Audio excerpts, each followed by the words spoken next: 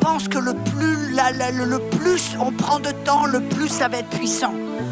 Ou le plus de mots, le plus ça va être impactant. Quand en réalité, dans la foi, quand nous exerçons l'autorité, si nous restons aussi courts que possible, avec le moins de mots que possible, mais qu'on met notre foi dans le nom de Jésus et pas dans nos paroles, c'est là où il y a la puissance, c'est dans le nom de Jésus.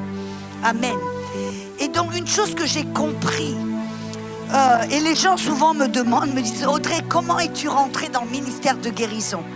Et je leur dis souvent, c'est parce que j'étais attaquée par le lion, par l'ours et finalement le géant. En étant attaquée les premières 2 années de mon mariage, je me suis mariée, j'avais 36 ans pour la première fois, après avoir été missionnaire. Et mes premières 2e années de mariage, on s'attendait tous, vous voyez, la lune de miel, et tout facile, tout beau, tout. Et tout d'un coup, j'étais attaquée dans mon corps. Et à chaque fois, qu'est-ce que j'ai dû, que je regarde avec un pas de recul, je me dis qu'à chaque fois, le Saint-Esprit m'a guidée. Il m'a dit quoi faire. Il m'a montré des choses que j'ai simplement entendues, que j'ai simplement fait en une simple obéissance. Vous savez, hier j'ai dit que nous approchons cette autorité, nous approchons l'adversaire, nous faisons face à l'adversaire en sachant que nous avons déjà la victoire.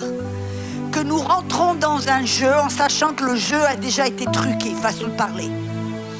Et ça change notre manière, ça change comment on aborde la chose. Et il y a un verset dans 1 Corinthiens 15, verset 57 qui dit « Rendons grâce au Seigneur qui nous donne toujours la victoire en Jésus-Christ. » Mais il y a quelque chose que j'ai appris et découvert, c'est que Jésus, lui, a obtenu la victoire, mais il ne nous laisse pas tout seul pour nous débrouiller. Il ne nous laisse pas tout seul pour savoir comment aller du point A au point Z. Parce que vous et moi, nous savons qu'il y a plusieurs routes pour aller à Rome. Vous comprenez ce que je veux dire par là?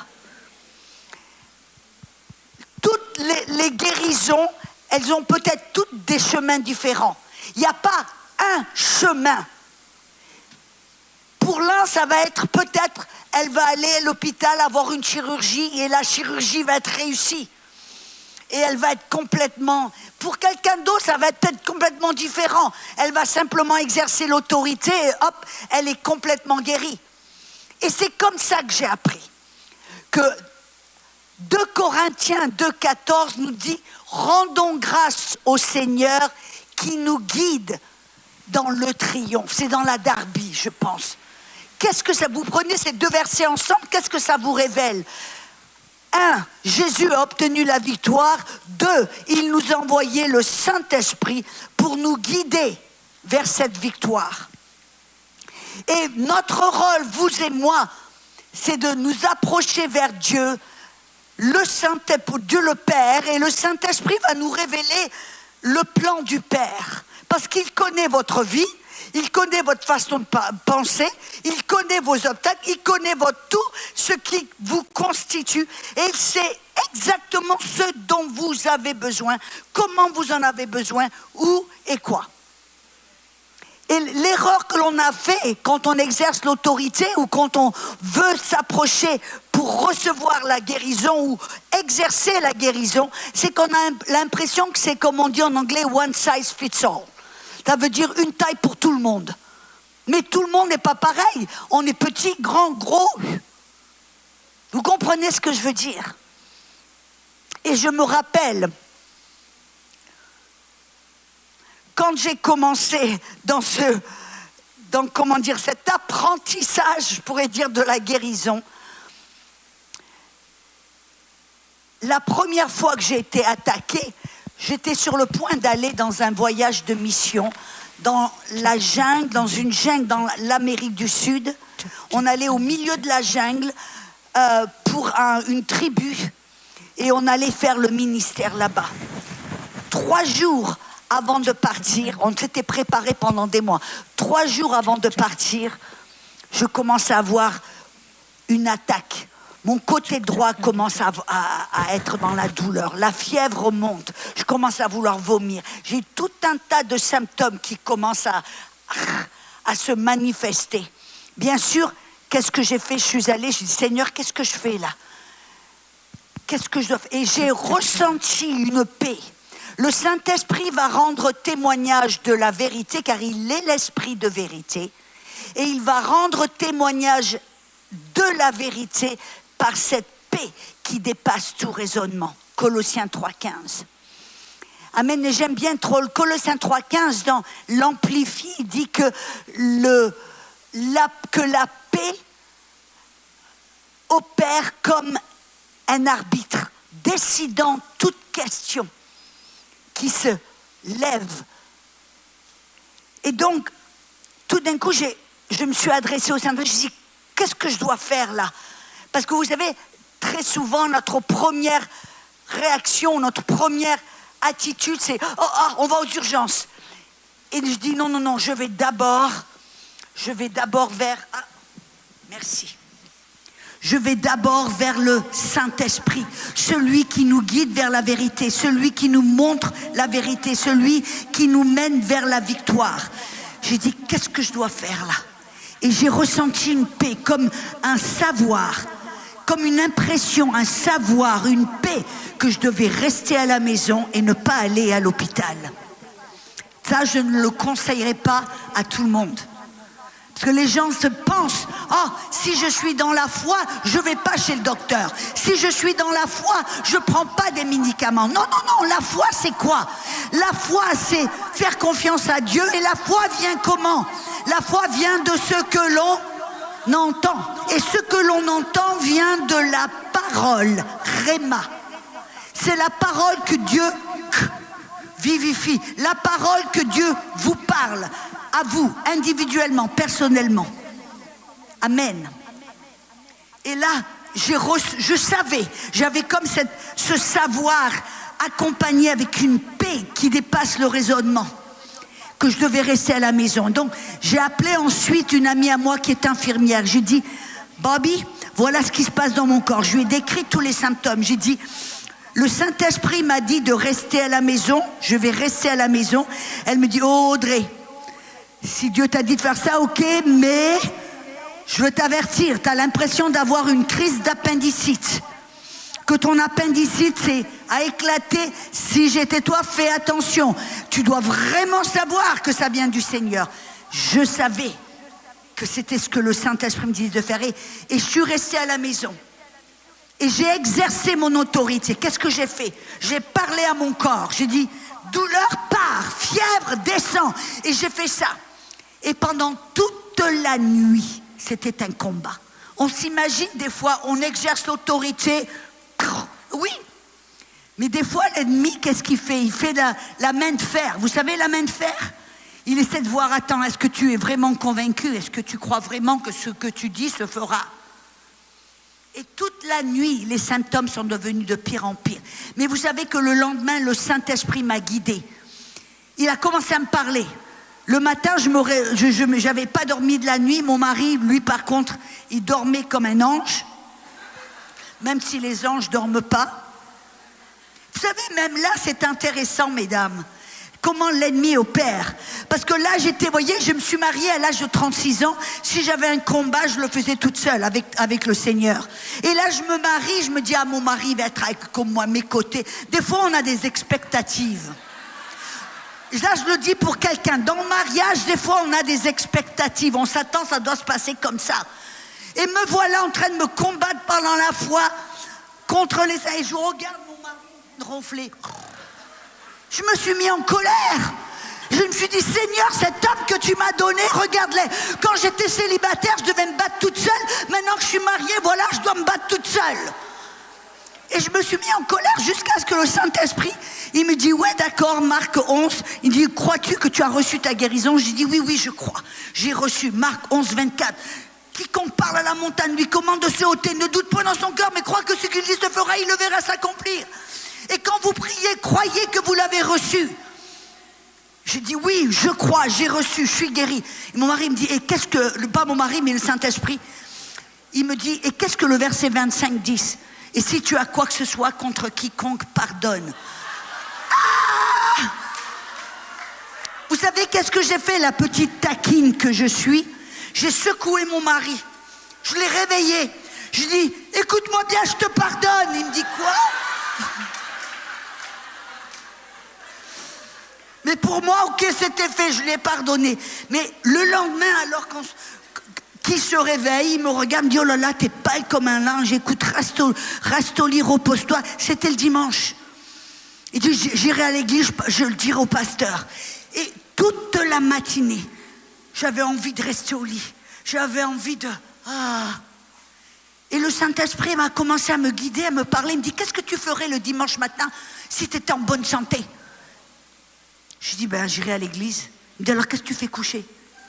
Je me suis levée, j'ai pris la douche. On est en route pour l'église. J'arrive à l'église, je m'assois. Ou plutôt, je m'écroule sur la chaise. J'ai la fièvre, la sueur qui coule. Mon côté qui fait mal. Bref, je suis en... Et j'entends le Saint-Esprit qui dit, qu'est-ce que tu ferais le dimanche matin dans l'église si tu étais en bonne santé? Je dis, Seigneur, ouais, ben, je serais en train de danser, de louer, de sauter. Il me dit, alors qu'est-ce que tu fais assise? Je me suis levée, j'ai commencé, mais alors avec tout mon cœur, j'ai commencé à sauter, à danser. À la fin du culte, aucun changement. Et alors, on rentre dans la voiture et mon mari me regarde, dit, ma chérie, tu veux rentrer à manger un morceau? Et dans moi-même, je me dis, mais tu rigoles ou quoi? J'ai l'estomac qui est dans ma gorge. Je ne sais pas si vous avez déjà eu une crise d'appendicite, mais là, une des choses, c'est qu'on a envie de, à cause de l'infection, de vomir. J'étais toujours avec mon estomac là dans la gorge. Et immédiatement, j'entends le Saint-Esprit me dire, mais qu'est-ce que tu ferais le dimanche matin après le culte si tu étais guéri? On est allé dans un restaurant. Et je suis assise en train d'avoir une conversation en me disant, mais alors, Seigneur, c'est pas assez d'être moi dans le restaurant. Est-ce qu'il faut que je mange? Et vous savez, qu'est-ce qu'il a eu le toupet de me dire? Qu'est-ce que tu ferais le dimanche matin après le culte dans un restaurant si tu étais guéri? J'ai commandé un repas. Je me rappelle exactement ce que le repas que j'ai commandé, c'était une salade avec du poulet. Et j'ai dû manger, je me suis forcée à manger la salade une fourchette à la fois et à l'avaler. Et je n'ai pas laissé une miette. Parce que d'habitude, j'ai un bon appétit. Je ne laisse pas mon assiette vide. Et j'ai dit, ben, de même, si j'étais guérie, c'est ce que je ferais.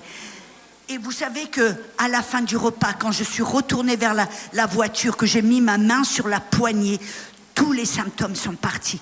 Et là, le Saint-Esprit m'a guidée. Vous voyez comment le Saint-Esprit, il m'a parlé, il m'a guidée. Ce n'est pas nous qui essayons d'exercer l'autorité par nos propres efforts ou notre propre sagesse. Rappelez-vous ce que la Bible dit dans Proverbe 3, verset 5. Ne te fie pas à ta propre sagesse, mais dans toutes tes voies, reconnais-le et il te dirigera. Mais par contre, je me rappelle une autre fois, parce que vous voyez, quand on parle d'exercer autorité de foi, on a toujours l'impression que c'est une seule manière, que ça ressemble, bref, voilà. Non, il y a différentes manières, comme je dis, il y a différents chemins qui mènent à Rome. Une autre fois, je me rappelle, juste après cela, j'étais attaquée. Tout d'un coup, je vais chez le docteur pour faire un check-up féminin. Et elle me parle, me pose des questions. Et tout d'un coup, je la regarde, je m'effondre en larmes. Elle me dit, merci, c'était une chrétienne. Elle me dit, Madame Mac, qu'est-ce qui se passe? Elle est passée du docteur à la sœur chrétienne. Elle me pose des questions. Et elle me dit, oh là là. Elle me dit, j'ai vraiment l'impression que vous avez un déséquilibre chimique du cerveau. Je vais devoir vous mettre en antidépressant. Alors moi, là, c'était la dernière chose. Vous vous rendez compte? J'étais sortie d'un collège biblique, femme de foi, et on me dit, maintenant, tu vas prendre un médicament, un antidépressant pour on ne sait pas combien de temps. J'ai pris la prescription, je l'ai jetée dans le tiroir. J'ai dit, non, jamais. Moi, je suis une femme de foi, mais vous rigolez, mais non. Ça a été de pire en pire, mon pauvre mari. C'était la montagne russe. Un jour, j'étais pleine de joie. 2 minutes plus tard, je m'effondre en larmes. Des fois, je me réveillais presque avec des pensées suicidaires. Je dis, mais ça vient d'où ça? Je suis généralement positive, pleine de punch. Tout d'un coup, j'étais comme si ma vie s'écroulait et je ne savais pas ce qui se passait. Finalement, j'ai dit, ok, pour mon pauvre mari, je vais prendre ce médicament. Mais voyez, je me suis sentie comme un zéro, comme une défaite. J'avais l'impression que Dieu me regardait avec dégoût en se disant, mais voilà la femme de Dieu que tu es. Quelle catastrophe. J'avais l'impression que Dieu me méprisait. Et quand je prenais cette petite pilule, j'avais l'impression d'être un échec complet. En me disant, mais quelle honte. Et tu t'appelles chrétienne et femme de foi. Ah, je prenais cette pilule sous la condamnation. Finalement, je me suis sentie un peu mieux. Les choses ont commencé à rentrer à l'ordre. Et je me suis dit, bon, je vais commencer à marcher par la foi. Parce que quand on est dans la foi, mesdames, on ne prend pas de médicaments. Quand on est dans la foi, on ne va pas chez le docteur, ouais. Donc j'ai arrêté le médicament complet, pas. Vous imaginez, montagne russe. Vous voyez, quand vous montez la montagne russe, et tout d'un coup vous arrivez en haut et ça fait, voilà. Et alors là, c'était la catastrophe. Finalement, je me suis arrivée vers le Seigneur en disant, Seigneur, je ne comprends pas. Je veux marcher par la foi, je veux être guéri, je ne comprends pas, Seigneur, qu'est-ce qui se passe? Et vous savez ce que le Saint-Esprit m'a dit? Il me dit, je ne t'ai jamais dit d'arrêter cette pilule. En d'autres temps, je veux que tu prennes cette pilule, mais prends-le par la foi. Pour moi, c'était un oxymoron, c'était une contradiction. Comment peux-tu prendre une pilule ou un médicament par la foi? Ça paraissait tellement contradictoire. En tout cas, ce que l'on m'avait enseigné. Alléluia. J'ai dit, prendre un médicament par la foi, comment on fait ça? Et le Seigneur m'a montré, il m'a dit, Audrey, à chaque fois que tu prends ce médicament, tu dis, Seigneur, je te remercie pour ce médicament, qu'il me fera du bien. Il n'y aura aucun effet secondaire. Et quand c'est le moment de t'arrêter, moi, je te le dirai. Je dis, wow. Rappelez-vous, qu'est-ce que c'est la foi? La foi, c'est faire confiance en Dieu. Et la foi vient comment? De ce qu'on entend. Vous voyez, ça exige une communion. Ça exige une communication entre Dieu et vous. Ce n'est pas vous d'essayer de faire les choses par vos propres efforts, en disant je vais marcher par la foi, voilà. Non, c'est vous, communier, aller vers le Seigneur en tant que prêtre, lui demander qu'est-ce qu'est ta volonté, comment veux-tu que je le fasse, qu'est-ce que je dois faire, et avoir ce temps pour lui parler, l'écouter. Et quand il parle, waouh, la foi vient. Et ce qu'il vous reste à faire, c'est de simplement obéir. C'est aussi facile que ça. Je dis ok Seigneur, je vais faire ça, et tous les jours. Je ne sais pas combien ça a duré, 1 semaine, 2 semaines, 3 semaines, je ne me rappelle plus. Mais tous les matins, je prenais mon petit médicament. Je dis, Seigneur, je te remercie que je prends ce médicament par la foi. Vous voyez, je n'étais plus dans la condamnation et sous la culpabilité, j'étais dans la foi. Parce que j'avais entendu. Et je faisais confiance à Dieu. J'ai dit, je prends ce médicament, il va me faire du bien. Et je te remercie, Seigneur, il n'y aura aucun effet secondaire. Et quand c'est le moment de m'arrêter, toi, tu me le dis. Et j'ai fait ça tous les matins, je ne sais pas, 1 semaine, 2 semaines, 3 semaines. Et un matin, je me réveille. C'était comme si je savais que j'en avais plus besoin. J'ai pris toutes ces pilules, je les ai mis dans le WC, j'ai tiré la chasse, adios. Cela fait 26 ans. Vous voyez, une autre fois, je m'étais fait mal au poignet. Et j'étais tombée par terre, j'avais développé le tunnel carpéen, je ne sais pas comment on appelle ça, oui, quelque chose comme ça. Il y a une infirmière dans la salle? Le tunnel carpéen, c'est ça? Carpin? Carpéen.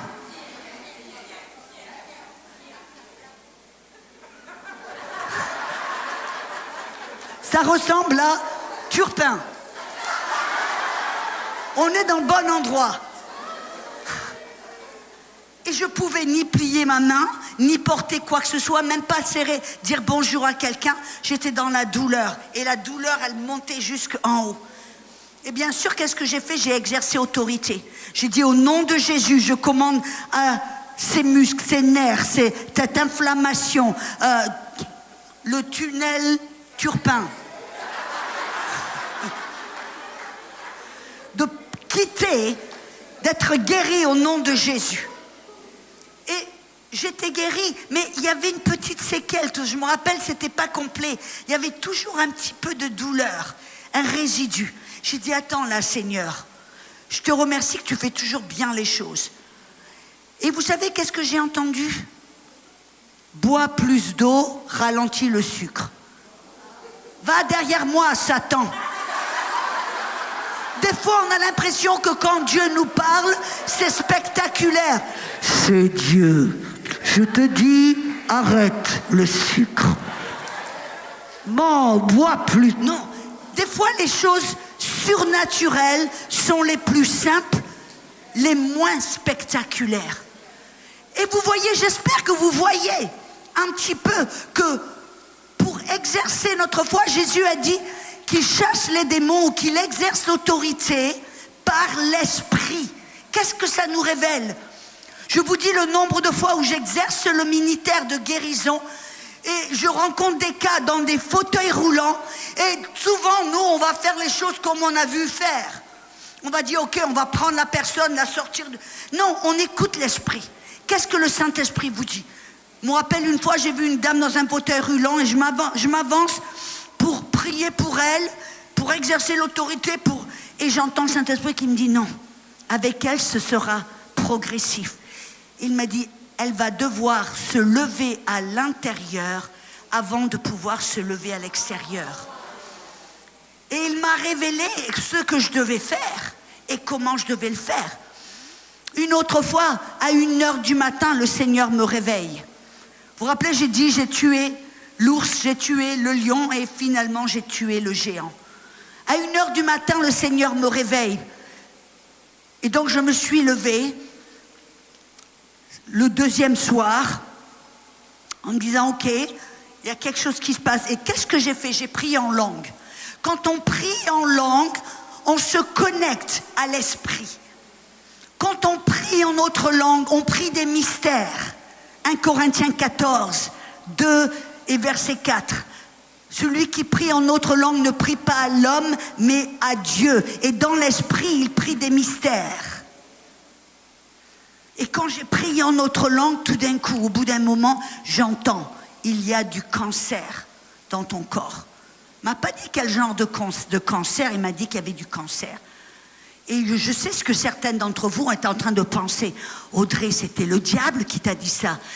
Je connais la différence maintenant. Je savais que ce n'était pas le diable, c'était le Seigneur. Parce qu'immédiatement, après m'avoir révélé qu'il y avait du cancer, il m'a dit, mais la joie du Seigneur sera ta force. Et après, il m'a donné différentes choses à faire et à ne pas faire. Il m'a dit, dis à personne que tu as le cancer, sauf 5 personnes qui croient comme toi. Et ne leur demande pas de prier, demande-les de remercier Dieu pour ta guérison. Après, il m'a dit différentes choses. Mais vous savez ce que j'ai découvert? Ça veut dire que ce premier soir-là, dans mon salon, après avoir prié en langue, après avoir chanté, j'ai dû changer, parce que, vous voyez, quand on entend cancer, comme j'ai dit hier, on a envie de dire, mais pourquoi moi, Seigneur? Et on commence à adopter l'attitude de victime. Et on commence à se lamenter sur son sort. Et on commence à pleurnicher. Et on commence... Non, immédiatement, après avoir prié en autre langue, j'ai eu un retournement de situation. Je savais que je n'étais pas une victime, j'étais une victorieuse. Et je savais qu'à ce moment-là, cette histoire se transformerait en témoignage, en message, en victoire. Et j'ai entendu dire, ça va me donner une plus grande voix, ça va me donner un message. Et aujourd'hui, je peux vous dire la vérité, de voir le ministère de guérison, pourquoi? ce soir-là, où j'ai refusé d'être une victime, j'ai adopté, je me suis vue comme victorieuse. J'ai commencé à célébrer en disant « Alléluia, Seigneur, merci, tu vas me donner un plus grand message. Merci, diable, tu as perdu. Attends-toi parce que j'ai commencé à me réjouir. Alléluia. » Et ce cancer a pris 9 mois et demi. Mais vous savez, quand je suis allée chez le docteur, pour vous situer un peu la situation, j'avais commencé à développer de la douleur à l'intérieur de ma hanche et dans le bas de ma colonne vertébrale. Et moi, je me suis dit, non, c'est pas grave, j'ai déplacé un nerf, j'ai quoi que ce soit. Mais mon mari me dit, Audrey, j'aimerais que tu prennes un rendez-vous chez le docteur. Donc, par obéissance, je me suis dit, ok, d'accord, ça te fait plaisir, je vais prendre un rendez-vous. Quelques jours avant le rendez-vous, c'est là où le Saint-Esprit m'a réveillée. Il m'a révélé, il m'a donné la stratégie. Il m'a montré. Et quand je suis allée chez le docteur 2 jours plus tard, je suis y allée avec un grand sourire. Parce que je savais que toute seule dans mon salon, j'avais reçu la victoire. Et comment j'avais reçu la victoire? Parce que je m'étais tournée vers Dieu pour l'écouter, pour lui parler, pour lui permettre de me donner la stratégie, la vérité, pour lui permettre de me montrer, de me guider, de m'aider, ce qui est son ministère. Et quand je suis allée chez le docteur et que le docteur m'a fait faire tout un tas d'examens et qu'elle m'a dit, elle m'a rappelé dans son bureau, elle avait un long visage, sérieuse, elle m'a dit, Madame Max, j'ai quelque chose à vous annoncer. J'ai dit, oui madame. Elle me dit, vous avez le cancer des os. Je dis, alléluia, je suis guérie. Elle a cru que j'étais dans le déni. Elle m'a dit, vous n'avez pas bien compris ce que je viens de dire. J'ai dit, oui, non, j'ai très bien compris. Je voulais vous dire, docteur, que j'ai reçu ma guérison, je suis complètement guérie. Avant de venir ici, je sais que je suis guérie. Bref, elle m'a envoyée chez un oncologue. Et elles m'ont refait faire tout un tas d'examens, des IRM, des scanners des os, bref, tout un tas de protocoles. Et quand elle a regardé, elle m'appelle, elle me dit, il y a quelque chose que je ne comprends pas. Elle me dit, quand je compare les radios d'il y a quelques jours à ces radios-là, je vois que votre tumeur, j'avais une tumeur là à l'intérieur de la hanche et une métastase. Ça veut dire que s'il y a une métastase, c'est cancéreux, qui était au bas de ma colonne vertébrale. Et j'ai toujours le papier qui montre ça.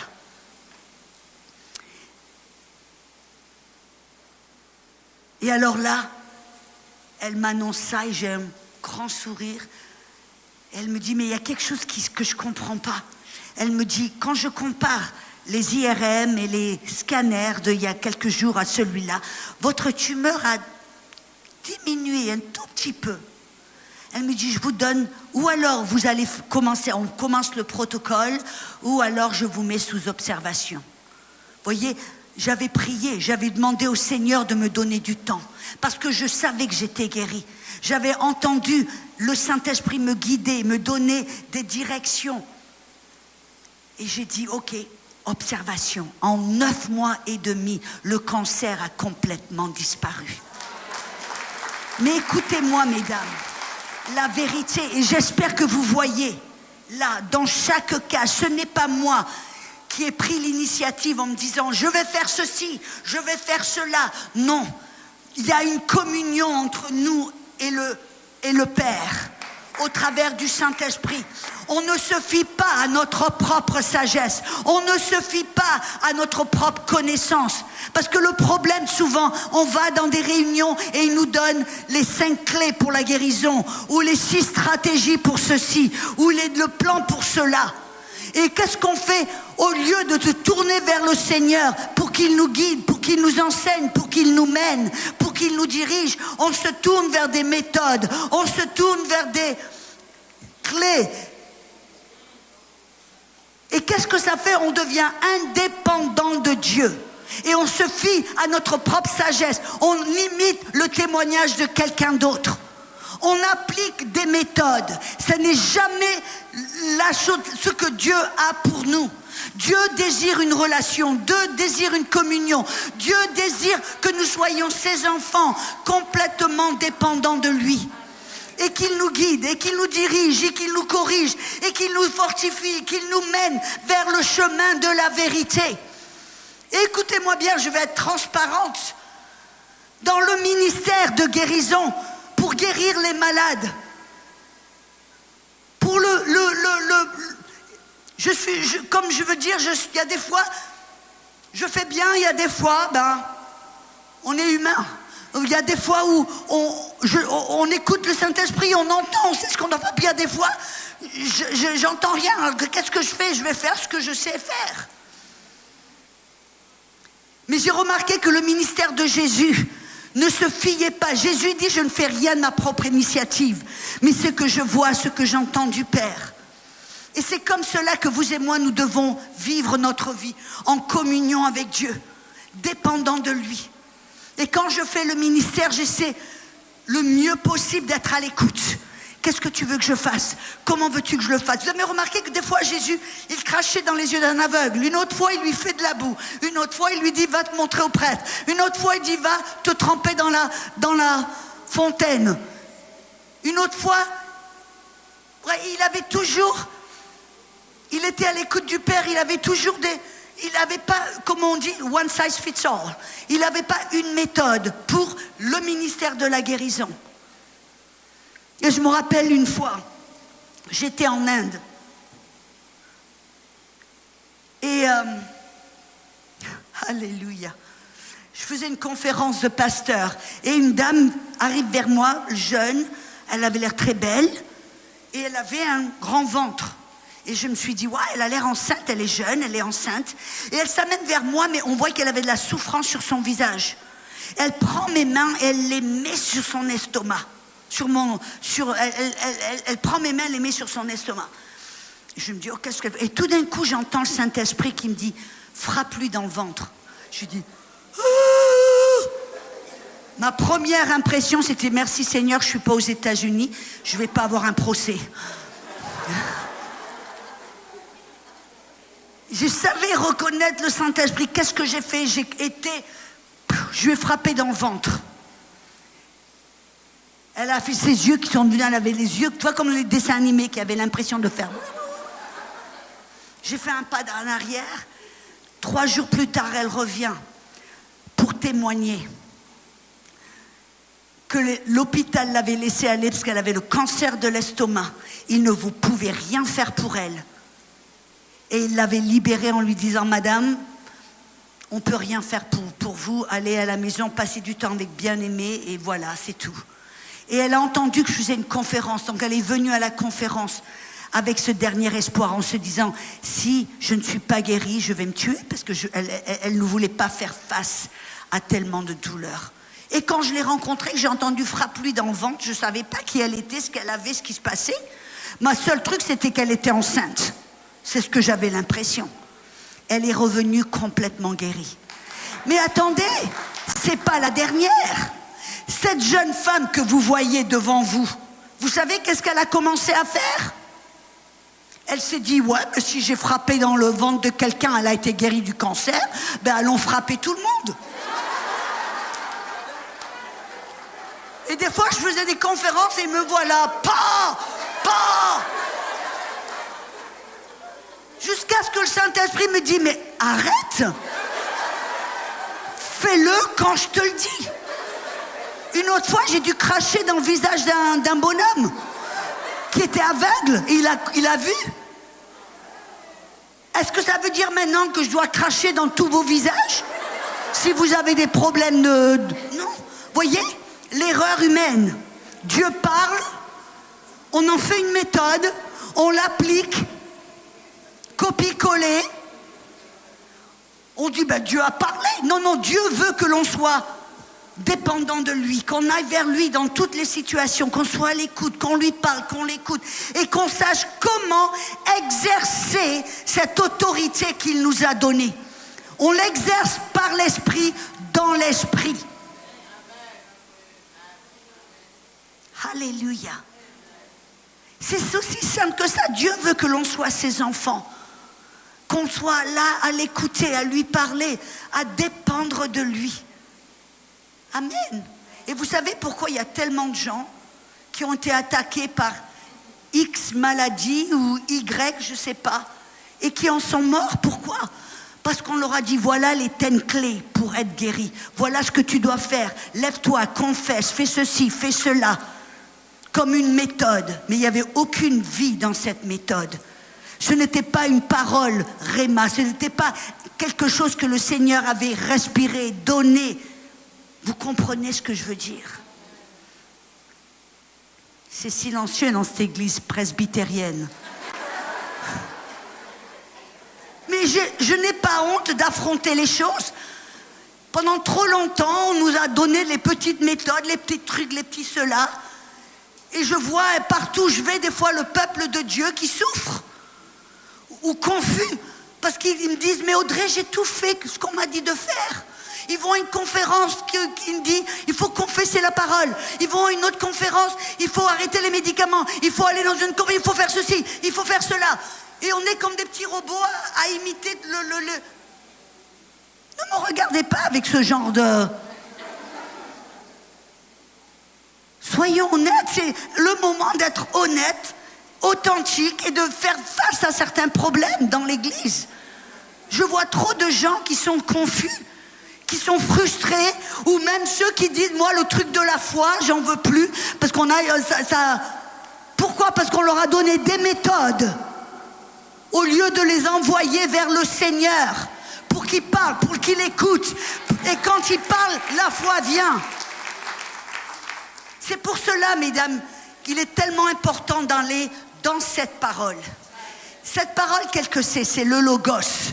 Qu'est-ce que c'est? C'est un plan d'atterrissage. C'est là où on peut aller pour permettre à Dieu de nous parler aussi. Et j'ai remarqué quelque chose, vous savez, que la plupart du temps, quand le Saint-Esprit nous parle, il nous parle des versets. Il nous dirige vers la parole. Et comme j'ai dit ce matin, quand on connaît la parole, on n'est pas sujet aux tromperies du diable aussi facilement que si on est illettré de la parole. Vous voyez ce que je veux dire? Je ne suis pas en train de dire, ah non, on se débarrasse de... Non. On a besoin de passer du temps dans la Bible. On a besoin, mais on ouvre notre Bible, pas pour en savoir plus. On ouvre notre Bible pour permettre à Dieu de nous parler, pour nous permettre de lui parler, pour entrer dans une communion vivante. Vous voyez la différence? Jésus a dit aux pharisiens, vous croyez qu'en étudiant les Écritures, vous avez la vie éternelle? Eh ben non. Et pourtant, les pharisiens, ils la connaissaient devant, derrière, par cœur. Et... Est-ce que vous voyez la différence? Cette Bible est une lettre d'amour du Seigneur pour nous inviter à communier avec lui, à le connaître, à l'écouter, à marcher avec lui. Ce n'est pas pour qu'on en sache plus, c'est pour qu'on le connaisse.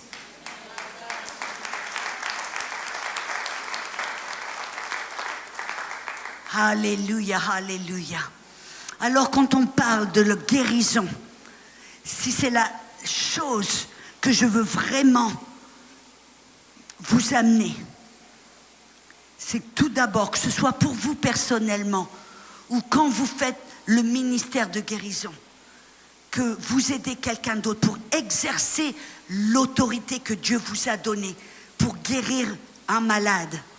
Soyez à l'écoute du Saint-Esprit. Ne rentrez pas simplement directement dans la méthode, mais être à l'écoute. Et si vous n'entendez rien, vous exercez l'autorité simple, courte, pof, droit au point, sans embellir, sans durer, sans continuer incessamment, mais allez droit au but.